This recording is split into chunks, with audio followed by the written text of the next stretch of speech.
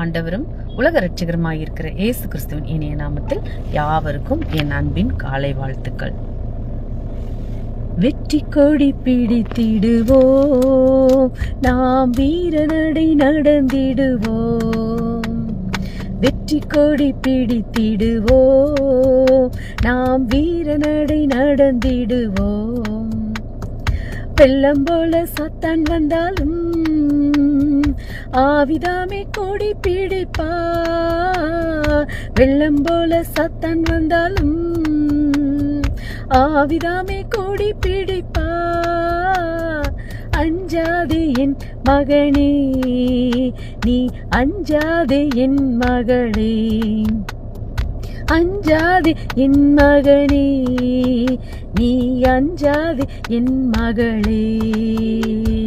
வெற்றி கொடி பிடித்திடுவோம், நாம் வீரநடை நடந்திடுவோம். 1000 தான் துன்பம் வந்தாலும் அணுகாது அணுகாது.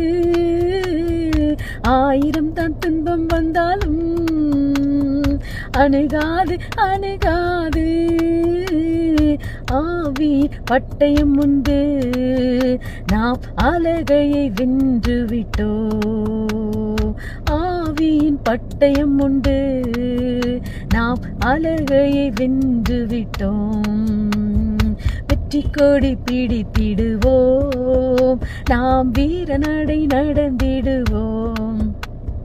வெற்றி கொடி பிடித்திடுவோம், நாம் வீரநடை நடந்திடுவோம். ஆமென்.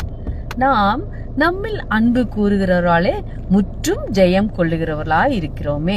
ரோமர் 8:37. நம்முடைய கர்த்தராகிய இயேசு கிறிஸ்துவினாலே நமக்கு ஜெயம் கொடுக்கிற தேவனுக்கு ஸ்தோத்திரம். 1 கொரிந்தியர் 15:57. நமக்கு எதிரடையாகவும் கட்டளைகளால் நமக்கு விரோதமாகவும் இருந்து கையெழுத்தை குலைத்து அதை நடுவில் இராதபடிக்கு எடுத்து சிலுவையின் மேல் ஆணி அடித்து துரைத்தனங்களையும் அதிகாரங்களையும் உரிந்து கொண்டு வெளியரங்கமான கோலமாக்கி அவைகளின் மேல் சிலுவையிலே வெற்றி சிறந்தார். கொலோசியர் 2:14-15. கிறிஸ்துவுக்குள் எப்பொழுதும் எங்களை வெற்றி சிறக்க பண்ணி எல்லா இடங்களிலேயும் எங்களை கொண்டு அவரை அறிகிற அறிவின் வாசனையை வெளிப்படுத்துகிற தேவனுக்கு ஸ்தோத்திரம். 2 கொரிந்தியர் 2:14. நாம் வாசித்த இந்த தேவ வார்த்தைகளும் வேதாகமத்தில் நமக்காக கொடுக்கப்பட்டுள்ள அற்புதமான வாக்கியங்கள்.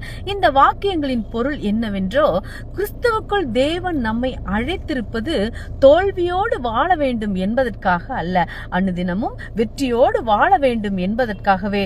தோல்வி என்பது தேவ பிள்ளைகளுக்கு சொந்தமானது அல்ல, அது சாத்தானுக்கு சொந்தமானது. வெற்றி மட்டுமே தேவ பிள்ளைகளாக இருக்கிற நமக்கு சொந்தமானது. இதுவரைக்கும் உங்களை தோல்வியின் எண்ணத்தில் வைத்திருப்பது தாழ்வு மனப்பான்மையோடும் பயத்தோடும் உங்களை மட்டுப்படுத்தி வைத்திருந்து இருக்கலாம். நீங்கள் வாழ பிறந்தவர்கள், உலகை ஆள பிறந்தவர்கள் என்று நான் அல்ல, நம்மை படைத்த தேவன் சொல்லுகிறார். இயேசு கிறிஸ்து எப்போது சிலுவையில் வெற்றி பெற்றாரோ அப்பொழுதே அவரை பின்பற்றுகிற ஒவ்வொருவருக்கும் வெற்றி உறுதியானது. எப்போது நாம் தோல்வியை ஒப்புக்கொண்டு பாவத்தை அறிக்கை செய்தோமோ அப்பொழுதே நம்மை அடிமைப்படுத்தி இருந்த சாத்தானின் எல்லா அடிமைத்தன நுகமும் உடைக்கப்பட்டு விட்டது. சில ஆண்டுகளுக்கு முன் அதிகமாக மாட்டு வண்டிகள் தான் பெரும்பாலும் கிராமப்புறங்களில் இருக்கும்.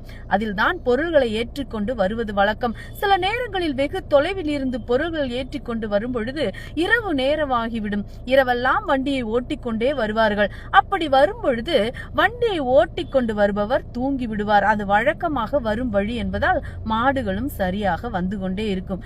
ஏனென்றால் அப்படி பழக்குவிக்கப்பட்டிருக்கும். ஒரு முறை ஒருவர் வெளியூருக்கு செல்லும்படியாக குடும்பமாக மாட்டு வண்டியில் புறப்பட்டார்கள். இரவு வந்து அசதியில் வண்டியை ஓட்டி சென்றவர் எப்போதும் போல் தூங்கிவிட்டார். வண்டியில் இருப்பவர்களும் தூங்கிவிட்டனர். வண்டியும் சென்று கொண்டிருந்தது. திடீரென்று வண்டியை ஓட்டி வந்தவர் தூக்கத்திலிருந்து விழித்து பார்த்தார். அப்பொழுது அவர் போக வேண்டிய ஊருக்கு நேராக மாடுகள் வண்டியை இழுத்து செல்லாமல் வழக்கமாக பொருட்களை ஏற்றி வரும் ஊருக்கு செல்லும் வழியில் வெகு தூரம் சென்று விட்டது. அப்பொழுதுதான் வண்டியை ஓட்டி கொண்டு வந்தவர் தனது தவறை உணர்ந்து மறுபடியும் திருப்பி மாடுகளை ஓட்டி வந்தார். ஒரு நண்பர், ஒரு பாஸ்டர் சொல்லும்போது சொல்றார், கடந்த வருடத்தில் கூட அவர் வாழ்க்கையில் நடந்த ஒரு சம்பவம். கடந்த சில சில வருடங்களாக அவர் ஒரு வீட்டில் வாடகைக்கு இருந்தார். அப்புறம் அந்த வீட்டில் வாடகை காலி செய்து விட்டு வேறு வீட்டுக்கு வந்து விட்டார். அதன் பின்பு ஒரு நாள் வழக்கம் போல அவருடைய மகனை பள்ளியில் விட்டுவிட்டு வீட்டை நோக்கி வரும்போது எப்போதும் போல் அறியாமல் பழைய வீட்டின் முன் போய் நின்று விட்டார். அதுவரை அவருக்கு தெரியவில்லை.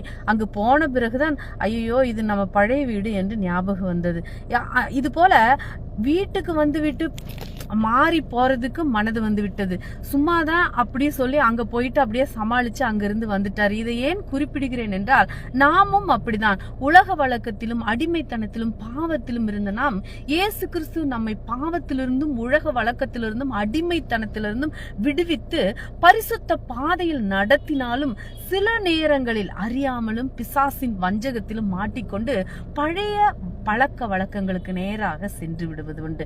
அப்படிப்பட்ட நேரத்தில் உடனே விழித்து கொண்டு மறுபடியும் பழைய வழிகளை விட்டு உடனடியாக திரும்பி இயேசு கிறிஸ்து நமக்கு வைத்திருக்கும் பரிசுத்த வழியில், வெற்றியின் வழியில் நடக்க வேண்டும். பிறகு அதுவே நம்முடைய பழக்க வழக்கமாக இருக்க வேண்டும். சில ரட்சிப்பின் அனுபவத்துக்குள் வந்த பின்னும் வேதாகமத்தின் சத்தியங்களை சரியாக அறிந்து கொள்ளாமல் இருக்கிறபடினால் பிசாசானவன் அப்படிப்பட்டவர்களை பாவ வாழ்க்கை வாழும்படியாக செய்து, உன்னால் எல்லாம் பரிசுத்தமாக வாழ முடியாது, நீ எல்லாம் அப்படி இருக்க முடியாது என்று சொல்லி ஏமாற்றி வைத்திருக்கிறான். அன்பான தேவ பிள்ளைகளை, இயேசு கிறிஸ்து நம்மை பரிபூர்ணமாக எல்லா அடிமைத்தனத்திலிருந்து விடுவித்து விட்டார். ஆகவே இனி நாம் அடிமையானவர்கள் அல்ல. தோல்வி நமக்கு இல்லை. இயேசு கிறிஸ்துவினால் வெற்றி வாழ்க்கை நமக்கு சாத்தியமே. அதை குறித்து நாம் தியானித்து பலனடைந்து வெற்றி வாழ்க்கை வாழ்வோம். யோசேப்பின் மீது பொறாமை, தம்பி யோசேப்பின் மீது பொறாமை கொண்ட சகோதரர்கள் அவனை கொல்ல மனமின்றி எகிப்துக்கு சென்று கொண்டிருந்த வணிகர்களிடம் விட்டுவிட்டார்கள். எகிப்தை அடைந்த வணிகர்கள் அந்நாட்டின் அரசனாகிய பார்வோனின் தலைமை அமைச்சரும் படைத்தளபதியுமாகிய போத்திபார் என்பவருக்கு யோசேப்பை விட்டுவிட்டார்கள். அடிமைகள் தங்களை விலை கொடுத்து வாங்கிய எஜமானனுக்கு நன்றியுள்ள நாயைப் போல வேலை செய்து வர வேண்டும் என்பது அந்நாட்களின் சட்டமாக இருந்தது. 20 வயது கூட நிறைவடையாத இளைஞன் யோசேப்பு தந்தையை பிரிந்த துயரமும் சகோதரர்கள் தன்னை விற்றுவிட்ட வேதனையும் வாட்டின.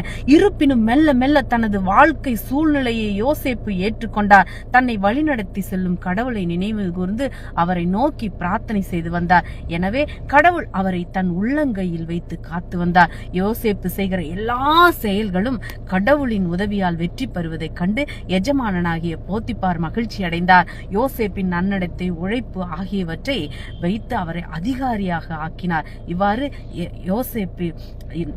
யோசேப்பு எஜமானின் நம்பிக்கையை பெற்று பலரது நன்மதிப்பை பெற்றார். ஆகவே தேவனுடைய பிள்ளைகள் எப்பொழுதும் சோர்ந்து போகாமல் நல்ல காரியங்களை செய்யும் போது தேவன் நம்மளை வெற்றி அடைய செய்வார். ஆமேன். தேவன் தாமே உங்களை ஆசீர்வதித்து பலப்படுத்துவார் நிச்சயமாக.